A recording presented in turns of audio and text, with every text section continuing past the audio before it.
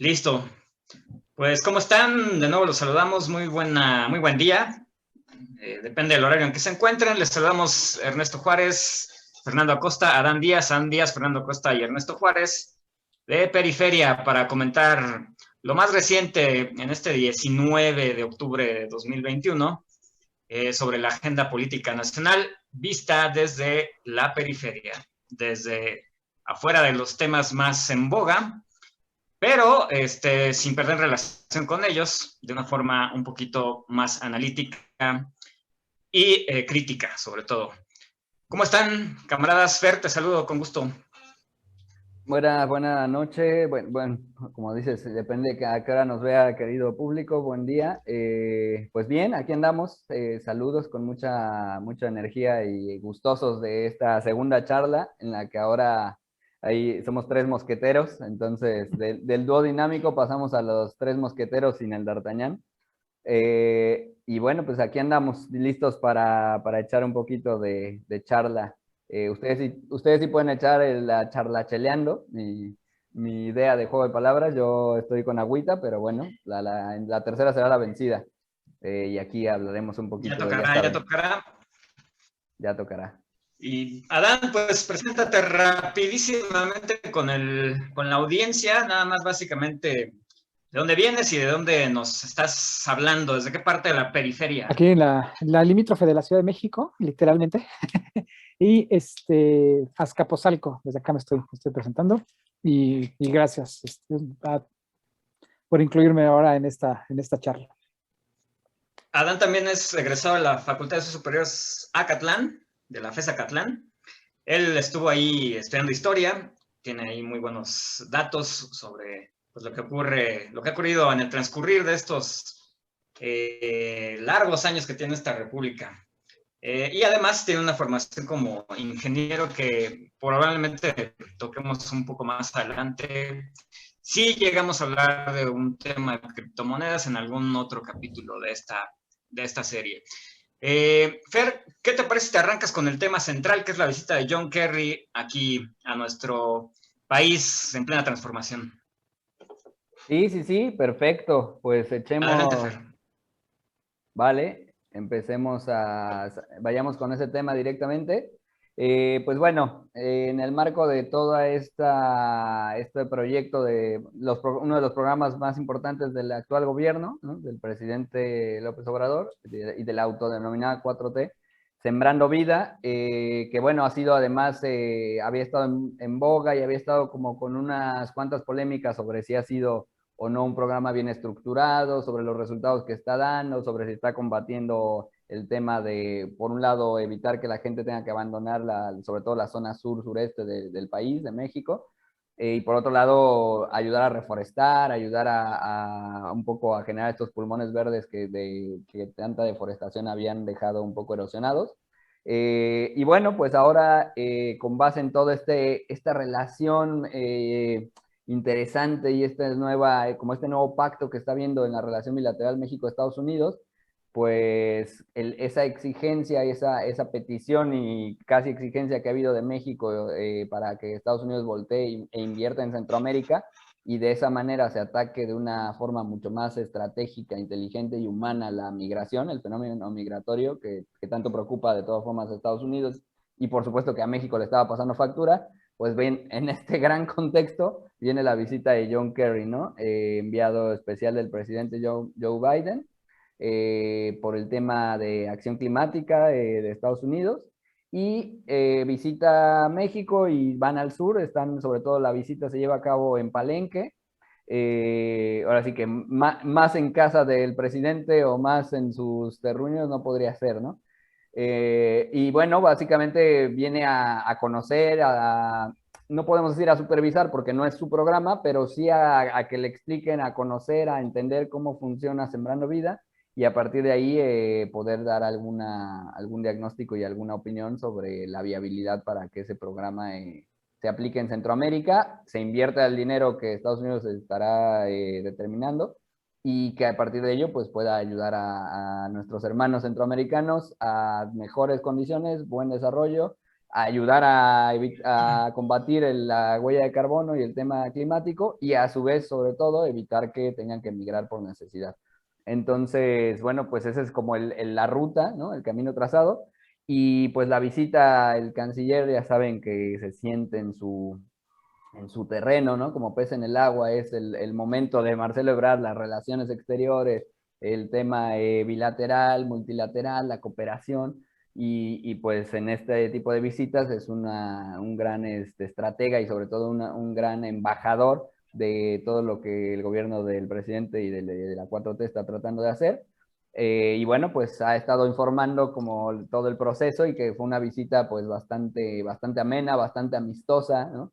Llama la atención que no solo es una visita oficial e importante, sino este lado como de demasiada vinculación, integración, de que lo lleven a conocer Palenque, de que estuvo Ken Salazar, el embajador de Estados Unidos en México, que además se ha expresado el presidente AMLO bastante bien de él, ¿no? De que es una persona y un embajador que le gusta, un diplomático que le gusta México, que quiere entender, que quiere integrarse y que bueno, está tratando de hacer una labor pues muy sensata en ese sentido, ¿no? Eso es lo que hasta ahorita las declaraciones comentan.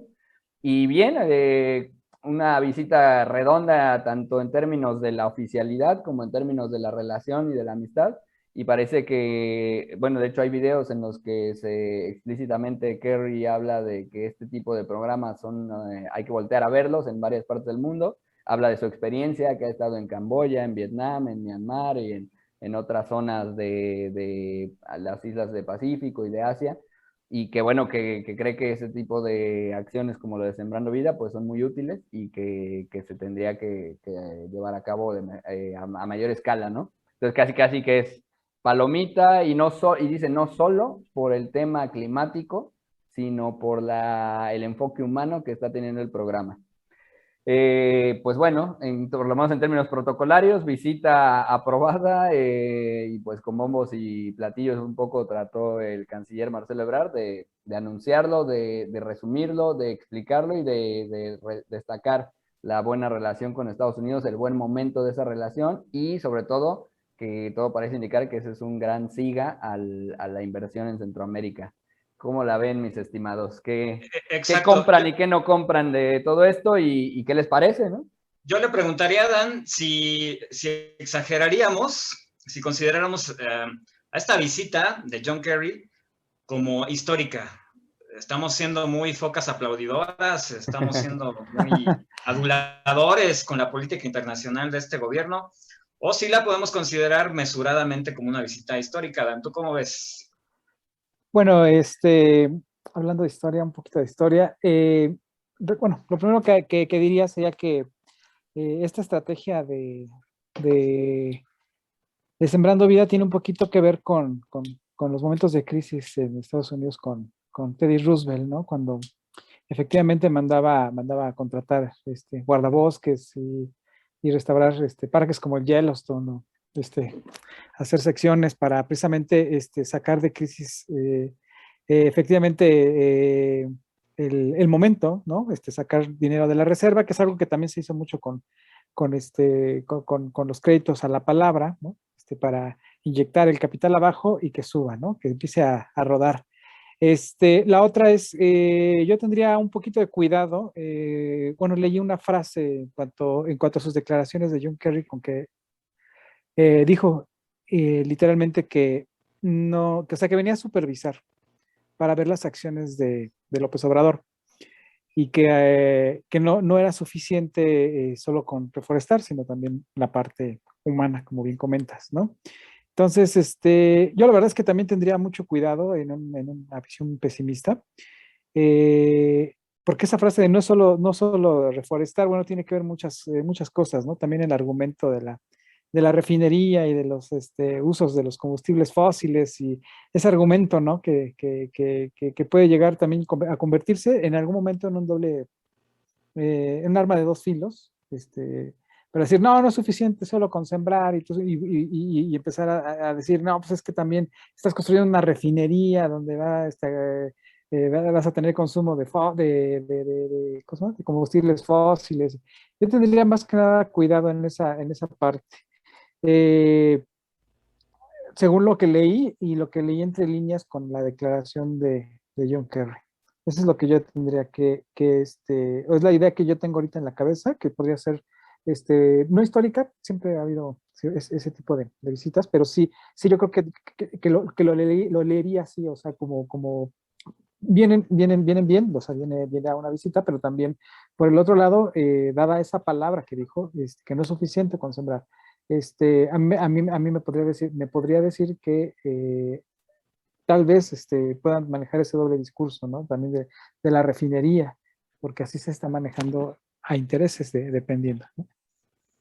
Ok, yo ahí no tengo registro de que haya dicho supervisar en ningún momento. Sí tengo el registro que decías, Fer, de esta consonancia en el discurso con López Obrador. Es decir, está señalando John Kerry que en este programa no solamente se trata de reforestación, sino que además tiene su lado humano, su lado social, su lado de desarrollo humano. Al mismo tiempo, pues esta reforestación, este desarrollo humano, acompaña mucho la idea de ver al problema del cambio climático como algo integral. Entonces, a mí sí me gustó mucho esa declaración, porque precisamente pone en el plano de lo contextual de qué se trató esta visita. También celebro que en Palenque John Kerry se haya sentido conmovido por las culturas originarias de este país y que al mismo tiempo esté de acuerdo básicamente con que Sembrando Vida es un programa perfectamente plausible y aplicable a la región de Centroamérica.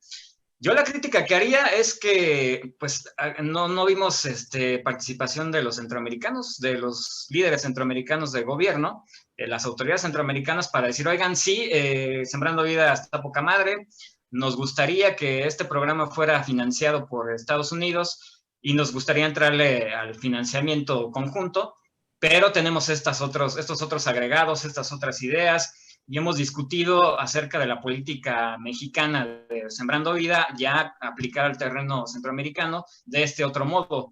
Es lo que me está haciendo falta a mí en la observación que hago de toda esta visita y de lo exitoso que fue el encuentro entre Kerry y Obrador y por supuesto la aparición ahí nuevamente de Ebrard como un canciller muy eficaz y un experto político en estos ámbitos, en estos términos de la relación internacional.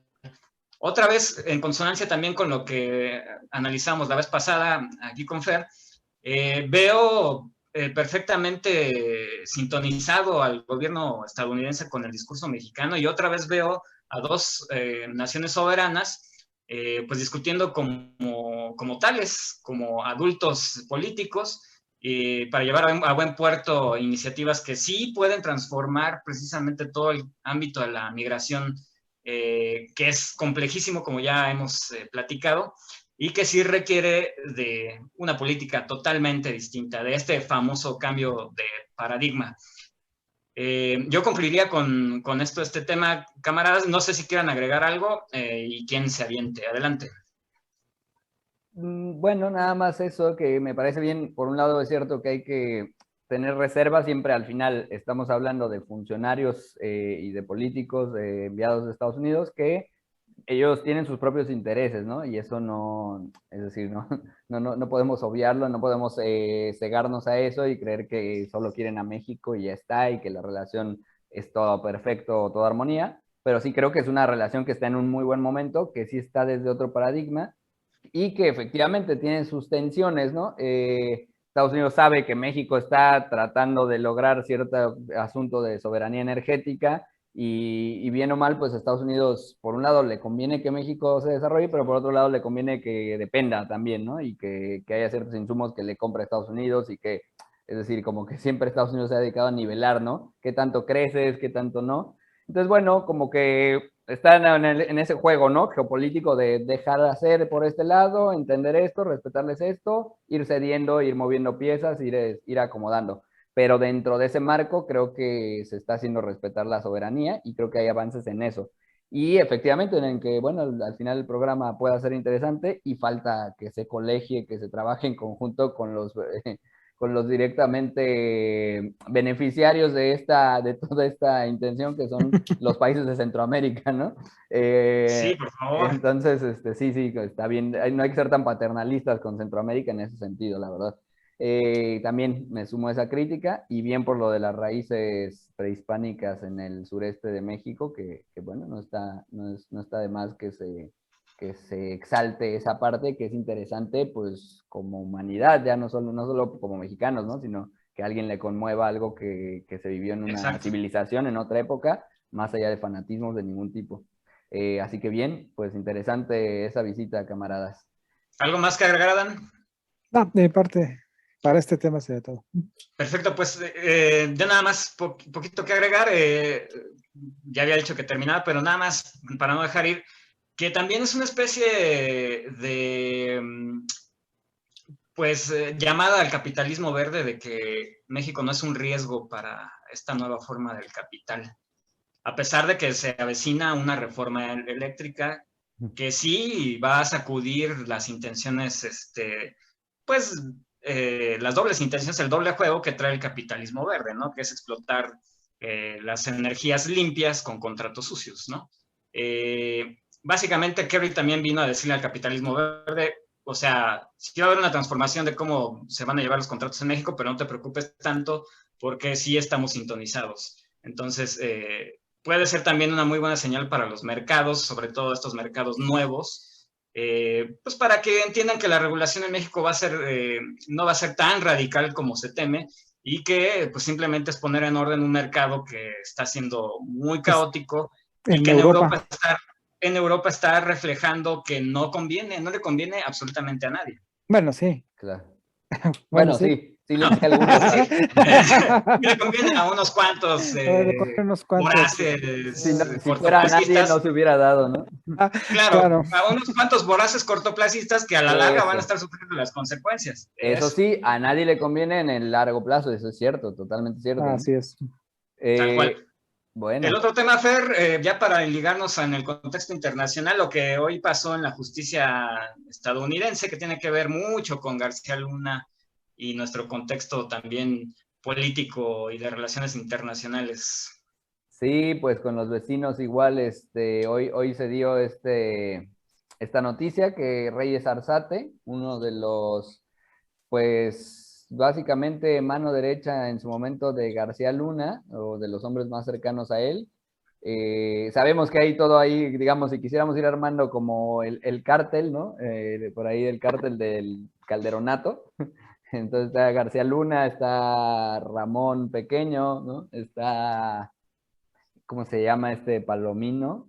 Y bueno, aquí estaría este nuevo personaje, Reyes Arzate, bueno, nuevo por lo que está ocurriendo, en el sentido de que se va a declarar como culpable en uno de los delitos que tiene que ver con facilitar la distribución de cocaína, ¿no? Ni más ni menos. Básicamente, ese es el delito del que que ya anunció que se va a declarar culpable por ahí de inicios de 2022, en enero de perdón, sí, a inicios de 2022 es que se va a llevar a cabo este pequeño juicio, y que básicamente la jugada en términos generales, lo que se presume y se presupone es, él se declara culpable, y esto, al declararse culpable, ya saben, con el sistema penal en Estados Unidos, le puede reducir su condena y puede ayudarle con el juez, pero esto es un poco o un mucho para meterle presión a García Luna y para poderlo al final encontrar culpable, ¿no? Que ya sabemos que hay muchas páginas y muchas evidencias, pero bueno, hay todo un tema legal y un proceso de litigio que se tiene que desahogar, y que no, tampoco es que esté automático que ya lo puedan juzgar culpable. Entonces, dentro de este marco, para lograr avanzar y encontrar culpable a García Luna, pues ahí es donde la culpabilidad autodeclarada de Reyes Arzate entra como un buen detonante, ¿no? O un apuntalador de la posible sentencia condenatoria para García Luna, que pues Ya ustedes recordarán quién es García Luna, a la querida audiencia. Yo nada más ahí dejo el dato. A principios de 2022 se va a declarar culpable Reyes Arzate y fue una noticia importante el día de hoy. Y como siempre, el silencio categórico, me callo categóricamente, dice el expresidente de aquel que ya ni quiero mencionar su apellido. ¿Qué estará pensando ahorita Calderón, Adán? ¿Qué crees que esté haciendo Calderón ahorita? Pues no dicen por ahí que el cinismo es la religión de los tontos. La verdad es que no sé, yo creo que con el cinismo con el que a veces se niega categóricamente, o el cinismo con el que a veces declara algunas barbaridades, como el señor Cuadri, la verdad es que no puedo pensar en qué estará pensando. La verdad es que me da miedo meterme a esa cabeza tan cínica, ¿no? O sea, sí, tan obvio que se ve la situación, pero con una naturalidad con la que declara barbaridades tan simples que a mí, si me preguntas qué está pensando, no prefiero no saber. Esos grados de perversidad no se me dan a mí. No, sí, entiendo. Yo digo, cuando menos está preocupado, ¿no? No ha asomado. ¿Crees que exista la preocupación? Pareciera que en una clase política, en este cuadro donde vemos a dos priistas y cada uno, si le pudiéramos poner una etiqueta, la mayoría están en la cárcel o muertos, ¿no? Y lo mismo está pasando como menciona Fer, con el Calderonato. La mayoría de las personas que estaban en grandes privilegios durante el Calderón o están muertos o están en la cárcel o prófugos o en proceso, ¿no? Y salen a la luz torturas, en fin. Entonces, pareciera más bien que entre la clase política o este grupo, pareciera que lo aspiracional es que si le preguntaras a algún vástago, seguramente te diría que sus grandes aspiraciones serían ser juzgado en La Haya, ¿no? Yo creo. Perdona, si es Sí, así, yo. sí, no, curioso que este vuelco que ha dado la justicia también del vecino país del norte en este caso.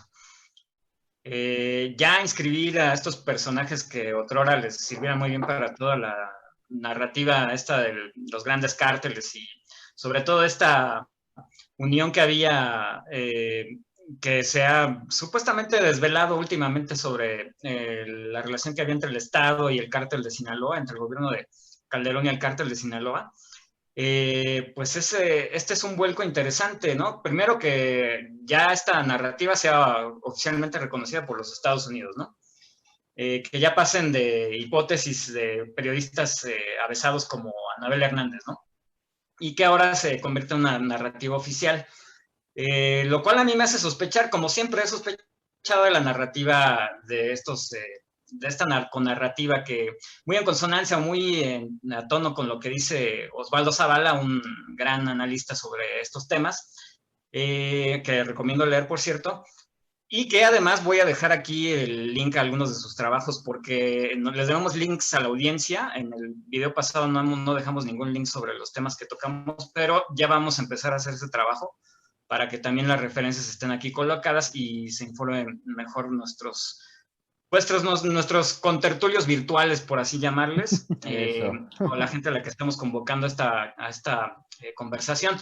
Y sí, les decía, es interesante que ya se adopte como una narrativa oficial esta supuesta relación entre el gobierno de Calderón y el famoso cártel de Sinaloa, que en realidad habría que ir más allá en otra ocasión para analizar ya a profundidad si realmente existió esa connivencia entre el Estado y este cártel, o si simplemente simplemente este cártel sea la fachada de una relación más compleja en la que están metidas precisamente industrias de la minería, sobre todo en territorios mexicanos, que han sido saqueados y han sido pues llevados al abandono, o si no envenenados por estas grandes mineras, no solo internacionales o canadienses, sobre todo, sino también mexicanas.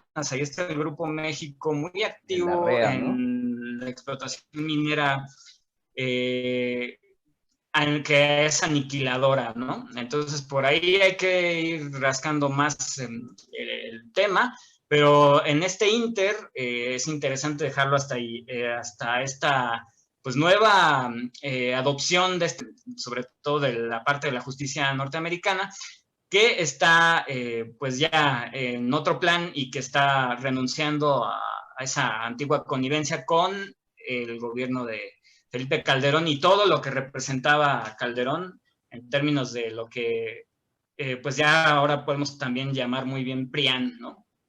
Que renuncien a esa relación, que renuncien a ese entendimiento anterior, nos dice mucho de hacia dónde vamos como país y de lo que están viendo también los Estados Unidos en nuestra democracia, que yo creo que sí están viendo que esta autodenominada 4T pues va para largo.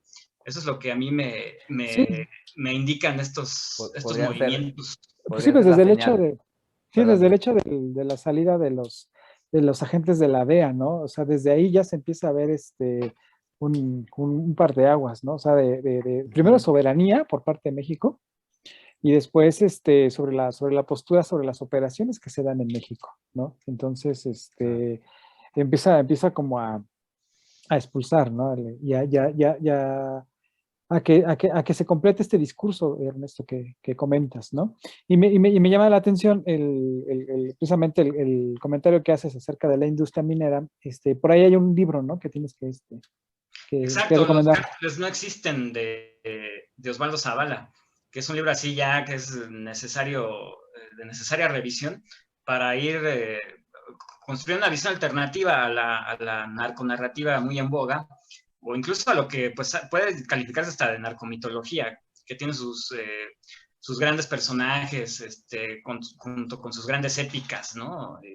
Que ya a la hora de la verdad, a la hora de enfrentarlos a un aparato de justicia formal, como ocurrió con el Chapo, pues se desinflan completamente, ¿no? Pero ya ahondaremos en ese tema que es muy, muy, muy interesante y que requiere por ahí darle una muy buena escarbada. De acuerdo.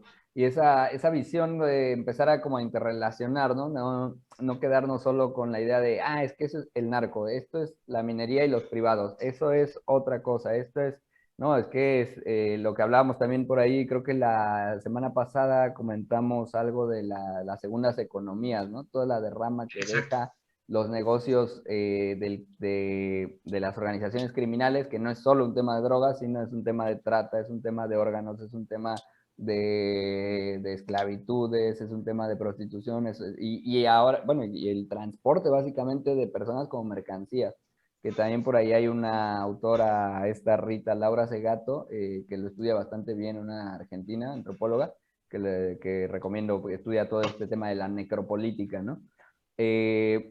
Y me vino a la mente con esto que estaban comentando ustedes dos sobre un documental muy bueno que se llama El Guardián de la Memoria, que tiene que ver con estas estrategias de arrasar territorios, ¿no? De desplazar totalmente a gente que vive en ciertos enclaves o en ciertos lugares estratégicos por la tierra, por el territorio, que probablemente van a ser utilizados para minería, para pasar, porque son pasos importantes de frontera con Estados Unidos, o para explotar esas tierras de otra manera y para pues intereses particulares, ¿no?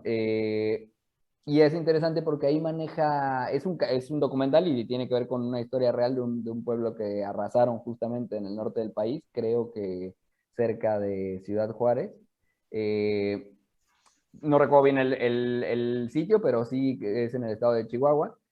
Y justamente un abogado que suele ayudar a mexicanos para dar asilo allá en Estados Unidos, que conoce el tema, utiliza un concepto interesante que le llama que en vez de crimen organizado podríamos hablar de crimen autorizado, justamente dándole, y legalmente lo trata de tipificar, y dándole esta dimensión de que no, el crimen organizado no es esta mitología de separada del Estado, no era, ¿no? O sea, nunca fue Exacto. separada del Estado. Es todo crimen organizado, siempre ocurrió o autorizado, o al menos si no directamente, al menos autorizado o conocido por el Estado. Entonces, bueno, ahí vamos tirando recomendaciones como esa que como bien dicen ustedes, hay que empezar a dejarle a los contertulianos que nos escuchan y que pues esperemos que nos empiecen acá, no tanto a trolear, pero sí a charlar un poco. Sí, por favor, se cargo, no sean así. Bueno, Next. ¿Qué otro tema tenemos por ahí pendiente, mi estimado Fer? Mínimo efeméride, y esta es efeméride Así es. luctuosa. Ok. Falleció la esposa de la Celeste, la esposa del ingeniero Cárdenas. Entonces, bueno, pues Así nada es. más ahí efeméride para la esfera pública y la clase política, y bueno, pues de uno de los próceres de la política y de la democracia en su momento en nuestro país. Híjole, sí, Hijo del el general, eterno segundo lugar, el el, gran el Cárdenas. eterno ingeniero Cárdenas, segundo lugar y demás. Limpió el camino. Es que ese es su gran Sí. mérito. O sea, su gran mérito es saber, digo, después del fraude del 88, Ajá. hubo un cambio y evidentemente fue marcado por el ingeniero, ¿no? Sin una gota de sangre, ¿no? Que bien pudiera haberlo hecho, ¿no? En ese momento, ¿no? Pero Sí. se marcó y marcó el camino, fue abriendo paso, ¿no? Híjole, cómo me encantaría un diálogo entre Cárdenas y Bartlett en estas fechas. Porque estaría fascinante, fascinante. Sí, Ojalá algún día lo podamos ver. estaría candente, pero sí. Pues bueno, Pues nada, compañeros. Ajá, ajá. sí, bueno, nada más eso, el fallecimiento de su esposa, Celeste Battle, y pues toda la clase política y en general, pues manda sus condolencias a la mujer del ingeniero, a la esposa. Y bueno, pues seguramente ahí estará un poco triste ahora el Inge, que ya está también bastante, de una edad pues bastante considerable, debe estar, yo digo, no lo tengo a la mano la verdad y no lo pienso googlear en este instante, pero me parece que el ingeniero debe ser algo así como una generación 36, algo así, entonces debe estar por los 84, 85. Pero bueno, pues eso, nada más pequeño dato efeméride no feliz, y pasemos a otros temas, estimados. Así es, vamos a pasar a un tema, pues que lo traemos en la mira desde la semana pasada. Es el afamado Grupo Plural de Senadores que acaba de surgir en el seno de nuestro Senado. Es un grupo integrado por 5 senadores, entre ellos está Germán Martínez Cáceres, que hasta hace poco fue director del IMSS, fue un efímero director del IMSS. Hay quien dice que Germán Martínez Cáceres dura muy poco en sus trabajos y pues este es uno de ellos en los que duró bastante poco, por un pleito que traía por ahí con el ex secretario de Hacienda y Crédito Público, que estaba a cargo en la primera etapa de la 4, de la instauración de la 4T, por así llamarle. También está por ahí Emilio Álvarez y Casa, un personaje, híjole, de muchos matices, muy cuestionable, que ahora se inscribe también en esta bancada. Hay que decir que Álvarez y Casa llega por el PAN, ni más ni menos al Senado de la República, con un discurso de izquierda vanguardista que a la hora de darse cuenta de que llega por el PAN, pues uno dice, ¿y esa vanguardia de izquierda dónde quedó, no? En fin, llega por el PAN de manera muy pragmática, porque el tipo es muy pragmático, al Senado de la República, ahora se junta con Germán Martínez, y se juntan también con Gustavo Madero, ni más ni menos, son los tres personajes más visibles de ese grupo plural, para, pues, se supone armar un centro político que ya decíamos la semana pasada en el Senado de la República. Ocupando este vacío que hay en una polarización que pues era inevitable, no porque el presidente la esté gestionando o la haya provocado, sino porque sencillamente las elecciones de 2018 son resultado claro de una polarización que vive el país políticamente y que detonó en las elecciones de 2018. Bueno, ellos pretenden ser el centro político del país y ahora están negociando sus votos, sus 5 votos, con Adán Augusto López, el secretario de gobierno del gobierno mexicano, valga la expresión, valga la redundancia. Está negociando con él pues estos 5 votos necesarísimos para lo que se avecina de la aprobación de la reforma eléctrica. Ellos traen ahí propuestas que no han enunciado con claridad.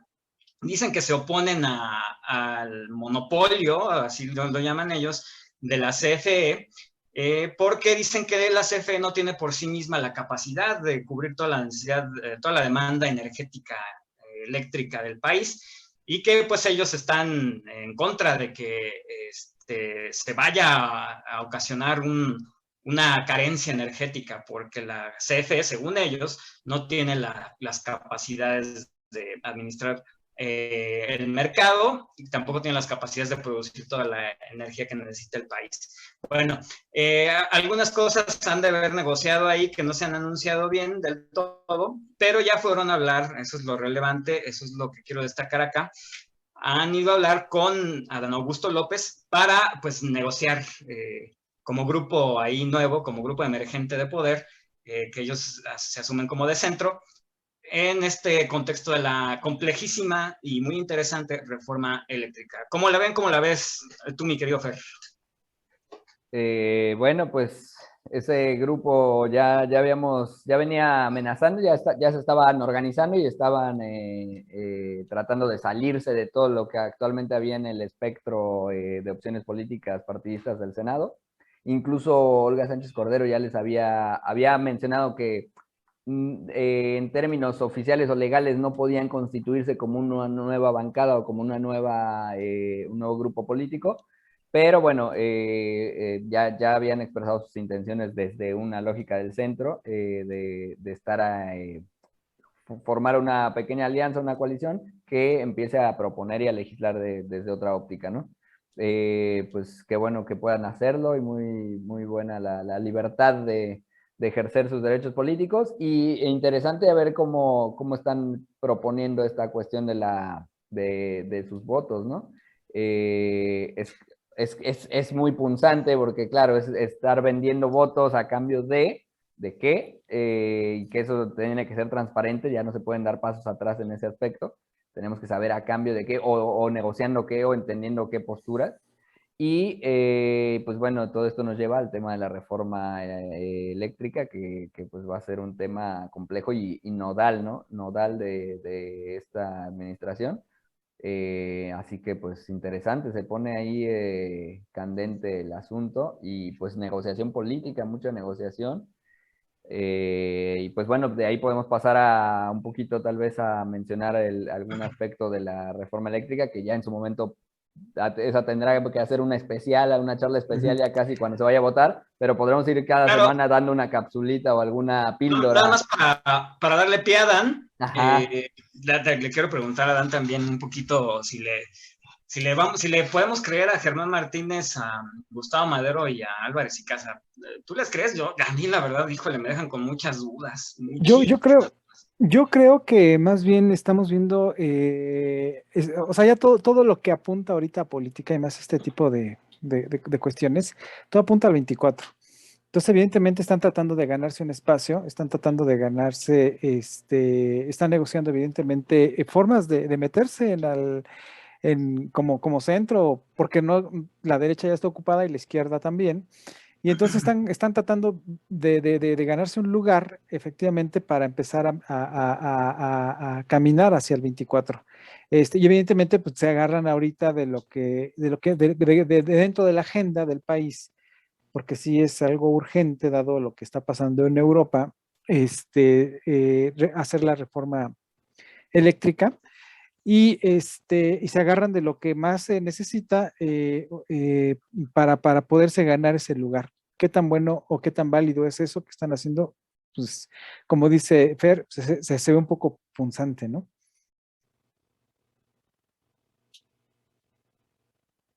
Perdón, tenía apagado mi micro. Pensamos que estabas tratando de jugar mímica, ¿no? Dijimos, ahora hay que adivinar de qué personaje nos está hablando. Sé que te ibas a poner una peluca y unos lentes de científico.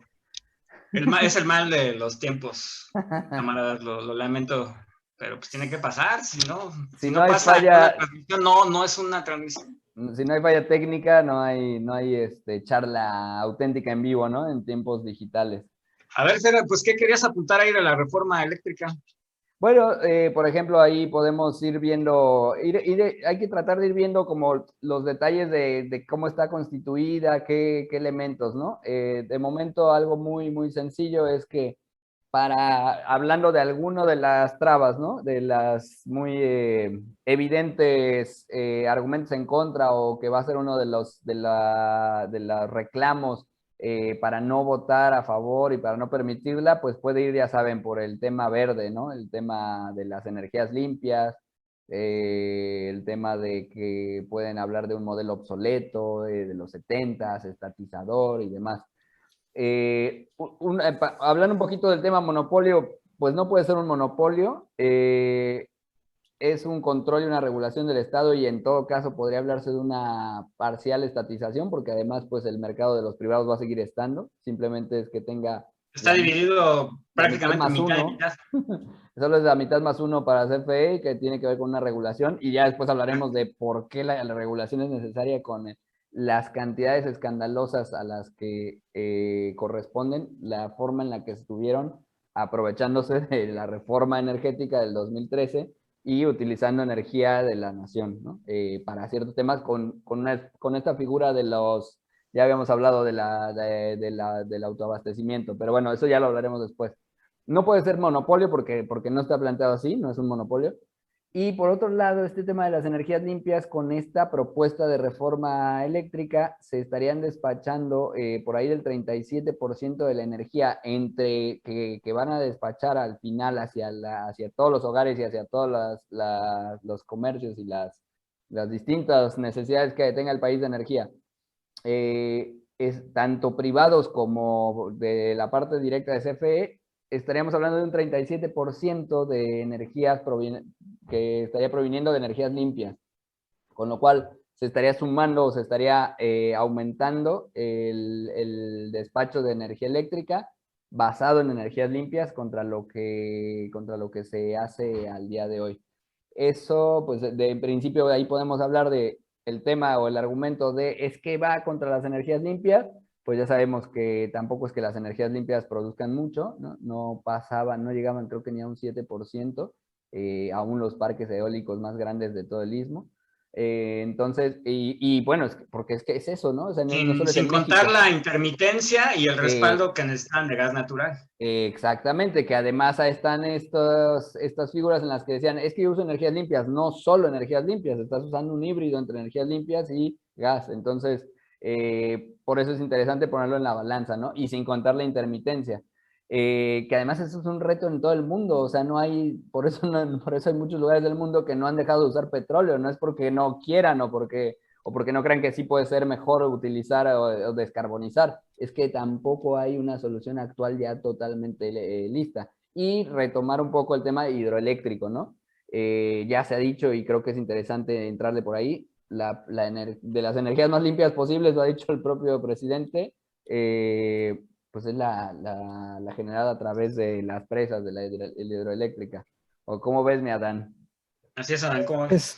Bueno, lo primero que diría es, pues no se puede hablar de monopolio, en menos viniendo, o no se puede estar en contra del control de un Estado viendo que ya fracasó un modelo neoliberal. Entonces, que es algo que nunca resolvió. Se decía que las empresas se deberían de autorregular, cosa que no pasa, ni está pasando ni en Europa ni en ningún lado, ¿no? Vamos a ver las cuentas de los tejanos, ¿no? El pasado invierno, ¿no? Eso es lo primero. Lo primero que hay que entender es eso, ¿no? O sea, que sí tenemos que a lo mejor que dar un paso atrás, porque funcionaba mejor que lo que a lo que tenemos ahorita con las empresas, ¿no? Que es capitalismo salvaje directamente, ¿no?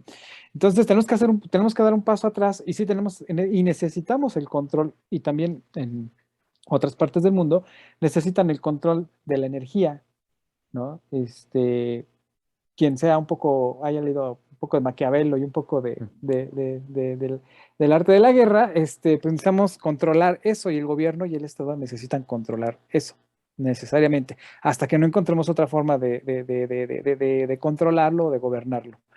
La segunda cosa, que hay que comentar, como tú bien comentas, estamos muy lejos de que las tecnologías o las energías alternativas, esas energías producidas, estamos muy lejos de eso para que funcionen eficientemente, ¿no? Como lo necesitamos. Y más porque, pues, hablando precisamente ¿cómo se llama? O sea, decías tú, ¿no? De las conexiones en pandemia y pospandemia, pues siguen siendo y serán a través de la energía eléctrica, lo que comentábamos hace rato, de las monedas también requieren energía eléctrica y poder de cómputo, ¿no? Entonces, Servidores. hasta que tengamos algo estable, no vamos a poder dejar de depender. Entonces, el camino que se está siguiendo desde mi perspectiva es el correcto, ¿no? Obviamente, pues todo el mundo, quien tenga intereses en los otros modelos, evidentemente va a estar en contra, ¿no? Yo creo. O sea, digo, Y no sé. ahí, para ligarlo nuevamente con este grupo de centro que acaba de pronunciarse como fuerza política, según ellos, vamos a ver cuánto les dura. Pues sí, hay una charla interesantísima que no se pueden perder nadie. Y híjole, aquí parece que le hacemos promoción, sin embargo, pero pues la verdad Sí. es uno de los medios más interesantes ahorita. Seguirles la pista es muy bueno. Además es hasta divertido. Hay una entrevista que le hicieron ayer los periodistas Álvaro Delgado y Alejandro Páez Varela a Juan Carlos Monedero, que es una joya. Sobre todo por la exposición. Básicamente pusieron a exponer ahí a Juan Carlos Monedero, un maestro, un maestrísimo, que habla de todos los temas que estamos tocando en este momento, desde la perspectiva de España, pero también con conocimiento de lo que ocurre en México, porque fue profesor de la Universidad Iberoamericana. Juan Carlos Monedero es uno de los fundadores de la fuerza Podemos, del partido Podemos allá en España, que es una de las fuerzas progresistas más interesantes del planeta y que no ha tenido justicia, no ha logrado realmente lo que merece en España como fuerza política. Interesantísima esa conversación que tuvieron con él y tocaron precisamente el tema de la energía y de cómo está el asunto de la electricidad y la luz, así en términos llanos, en España, las que están sufriendo pues los españoles en este vaivén, en esta locura de precios que tienen que ver con los horarios de alta demanda y que dejan a la pobre población española, híjole, en la desesperación total. Y del intento por regresar a un modelo de Estado que se tenía previsto antes de la transición posterior al franquismo. Interesantísima esa conversación de Juan Carlos Monedero, no se la pueden perder. Y además, Juan Carlos Monedero también estuvo en la FIL, en la Feria Internacional del Libro del Zócalo, que es un deleite de temas lo que se vio en esa FIL, que es un tema de los que quería tocar rápidamente. Hay una conversación de Juan Carlos Monedero que hay que revisar, no la he revisado yo, pero es un muy buen previo a esta conversación que tuvieron con Páez Varela y con Álvaro Delgado, pues para irle entrando a lo que se vivió en la FIL, una feria internacional del libro interesantísima. Es el lado B, es la contraparte de la Feria Internacional del Libro de Guadalajara. Es la versión alternativa de esa feria, con el pensamiento de izquierda contemporáneo más de avanzada y con unas reflexiones bien, bien interesantes. Hay personajes ahí que no se pueden perder en estas conversaciones que tuvieron la presentación de un libro de Fabricio Mejía Madrid, que se antoja bastante, el nuevo libro de Fabricio Mejía Madrid que lo presentó ahí. No se pierdan esa charla con Francis Moore, que es buenísima, es muy, muy, muy buena. Y pues nada más tiene su lado flaquísimo, que hicieron una mesa con unos youtuberos, entre los cuales está Meme Yamel, está bueno, y otros dos youtuberos que pues sí tienen una posición de izquierda, pues que se les respeta, pero que es muy entusiasta y muy porrista de la 4T, que a lo mejor debe estar atravesado por un poquito de crítica. A mí me parece bien que ellos tengan su canal de YouTube y que hagan promoción a toda la acción de gobierno, pero pues, híjole, creo que sí es muy evidente, pues que tienen un interés un poco más allá de analizar las perspectivas políticas y que más bien se están orientando por otras cuestiones, pues que están cercanas a la propaganda, al porrismo, etcétera, etcétera. Pues así yo quiero como ir apuntando hacia el cierre, estimados. No sé con qué quieras concluir, mi estimado Fer.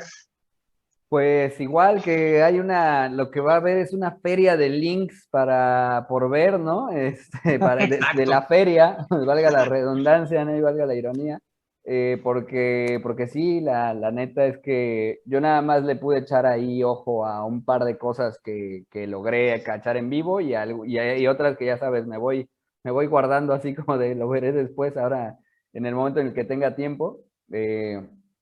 Que nunca sabe uno cuándo llega ese momento, pero uno tiene esperanza que algún día llegará ese momento. Pero no, la verdad sí hay que echarle ojo a varios temas y sí me interesaría, porque además, justo ya que hablaste de la FIL de Guadalajara y había una gran diferencia pues en todo, ¿no? El enfoque. Y justo cuando se habla de medios y nuevas voces en los medios y el periodismo actualmente, la situación, la libertad de expresión, qué está ocurriendo en ese sentido en México, qué cosas interesantes, pues ahí se ve también la gran diferencia, ¿no? O sea, allá tenías pues estos caciques del periodismo y de la intelectualidad, salvo por ahí que metieron a Julio Astillero como para meter jiribilla y pues les metió jiribilla. Le salió esa movida. Dijeron, invítalo para que nos veamos plurales y tómala, así les tiró el gancho bien, ¿no?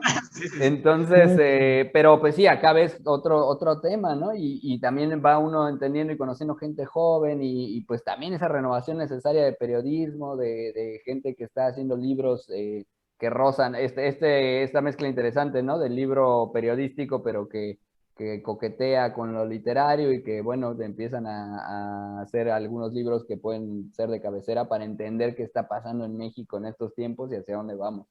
Así que sí, hay que echarnos ahí una buena compartida de enlaces y de propuestas para revisar lo que pasó en la fila del Zócalo, que vi que fue bastante, no fue poco, ¿no? Por ahí una mesa con mujeres, ¿no? Con Azul, Sí. con Luisa Cantú, con varias periodistas nuevas, pujantes, que están ahí abriéndose camino y haciendo sus cosas. Por ahí gente de Rompeviento, Ernesto Ledesma, los de Pie de Página, o sea, ahí cosas que la verdad es que vale la pena entrarle y igual criticarlos, o sea, sin convertirlos en vacas sagradas, pero sí, sí por lo menos escuchar otros enfoques y verdaderos análisis y críticas.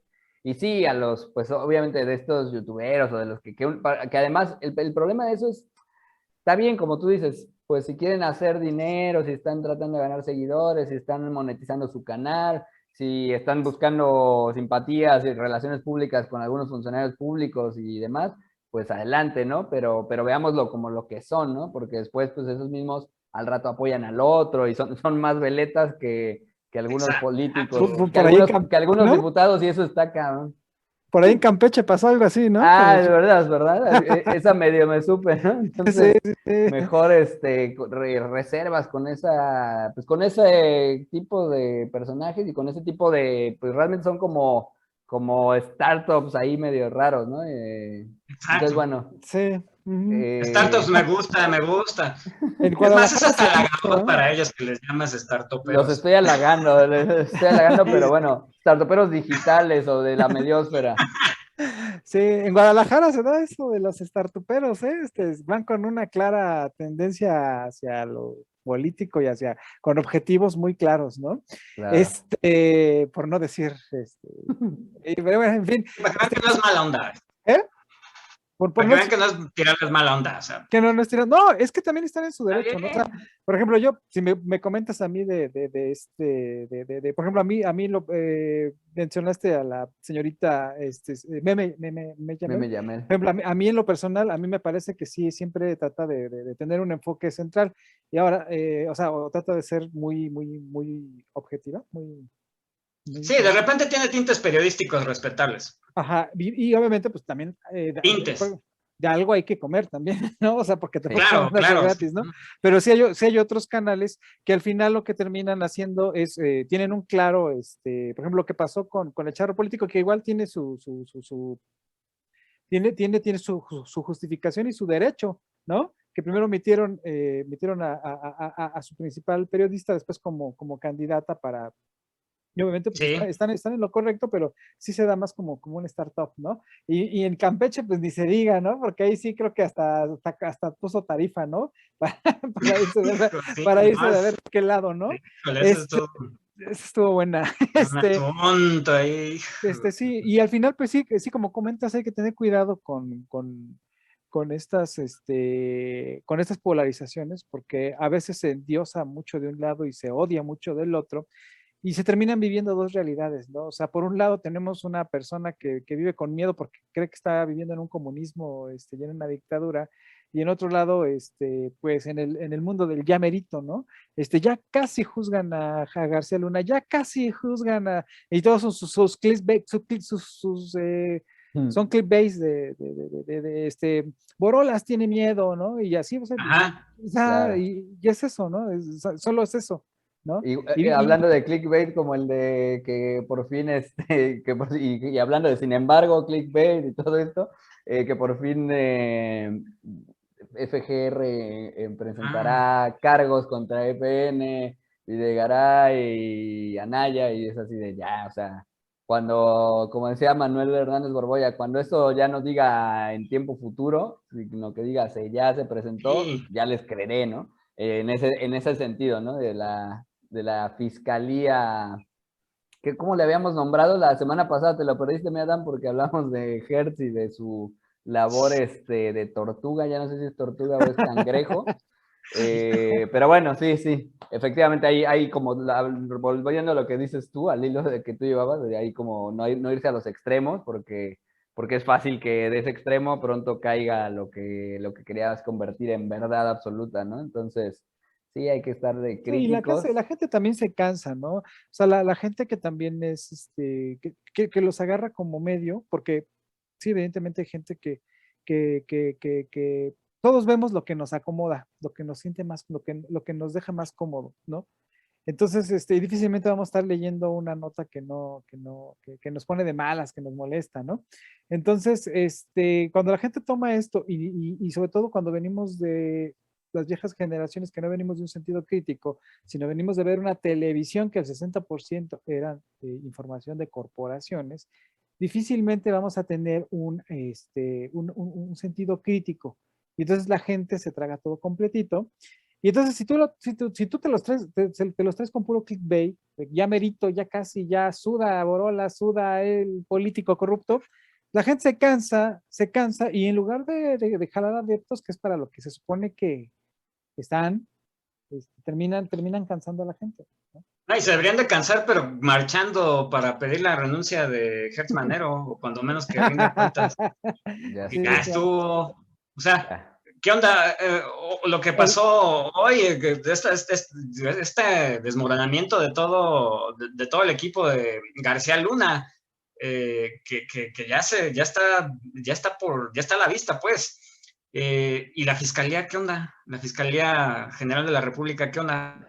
¿No? Ahora, pregunta, Ernesto.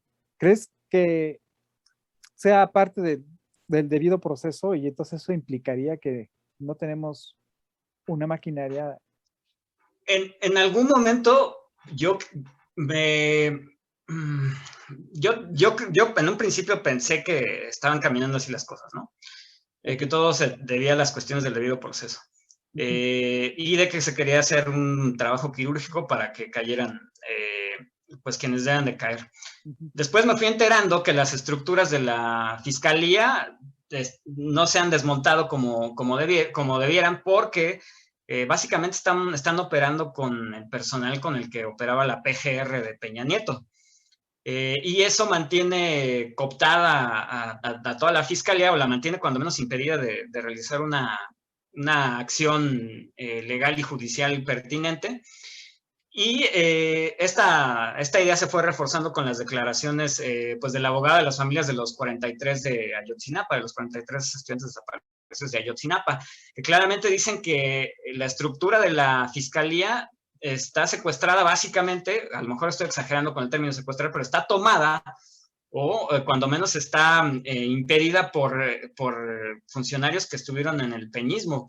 y que le impiden al fiscal hacer su trabajo, pero el fiscal también no ha tomado medidas necesarias para sacudir esa estructura y para sanearla. Hace falta una limpieza ahí y yo creo que esa es responsabilidad ineludible de Hertz Manero.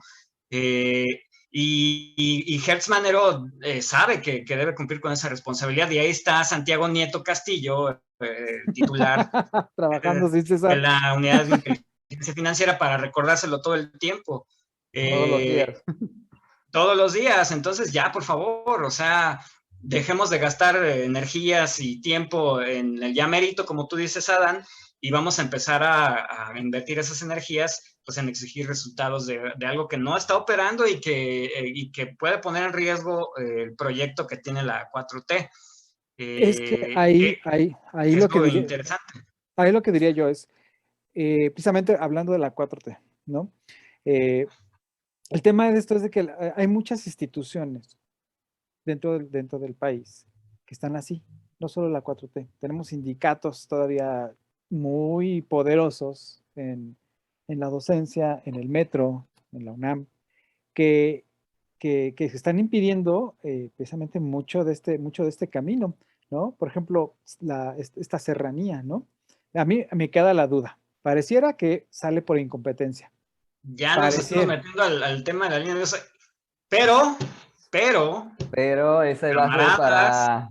no hay que abusar de la audiencia. Esa es otra historia, ¿no? De la incipiente audiencia que... Apenas está, mira, ya se estaba poniendo interesante esto, caray. En este rompecabezas apenas dejamos que Ebrard desembarcara de su idilio con John Kerry en el sureste mexicano y de su gran gestión, y ya me lo aterrizaron en la mañanera preguntándole qué le parece lo de la línea 12. Entonces, que de volada digo que hizo declaraciones muy puntuales en la mañanera sobre su responsabilidad. Sí. Puntualísimas, hay que ver lo que declaró hoy en la mañanera, es muy puntual y tiene la lo que sí dijo fue, creo que o sea, yo como no iba jefe de gobierno, yo no puedo mi calibrador, los pernos, ¿no? Si le hubieran puesto pernos a esa madre, o sea, por favor, ¿no? También. Ahora, además lo hizo de una manera sensata, ¿no? O sea, no fue desfachatado o cínico, o sea, porque pudo haber sido un tono, así como lo estamos diciendo nosotros, si dices, oye, cabrón, eres funcionario público, ¿no? No te refieras así, algo así. No, o sea, fue puntual y como suele hacerlo, diciendo, bueno, creo que como jefe de gobierno hice todo lo que yo tenía que hacer, mencionó a los ingenieros que estuvieron involucrados, mencionó todos los grupos empresariales que estuvieron involucrados. Importantísimo ver esa declaración, porque esa declaración, esa argumentación puede desmontar cualquier campaña. Y sobre todo, mis buenos, ante pregunta expresa de, ¿usted qué piensa? ¿Usted cómo se siente? Casi como diciendo, ¿usted se siente culpable o no? Y él dice, mira, pues yo como jefe de gobierno en su momento hice todo lo que yo tenía que hacer. Sí, firmar papel, no, y involucrar dice, estuvo el tal ingeniero que era Premio Nacional de Ingeniería tal de la UNAM, estuvo tal el Poli, estuvo tal organización, estuvo tal empresa reconocida internacionalmente, estuvo esto. Es decir, pues sí. Puntualísima declaración que hay que revisar. Hay que revisarla, pero bueno, es cierto que eso va a quedar para... Cuando vean este video. Y va a dar tema para otros programitas, ¿no? Claro. Pero interesantísimo de lo que estabas ahí dibujando. Sí, ya estaba perdiendo el nervio. Para agendarlo y seguir con la conversación, que ya tenemos que despedir, colegas, porque ya nos pasamos de la raya. Pues así llegamos al final de la conversación de este día y los esperamos la próxima semana. No se la pierdan, será con cerveza en mano. Hasta la próxima. Brindis grupal.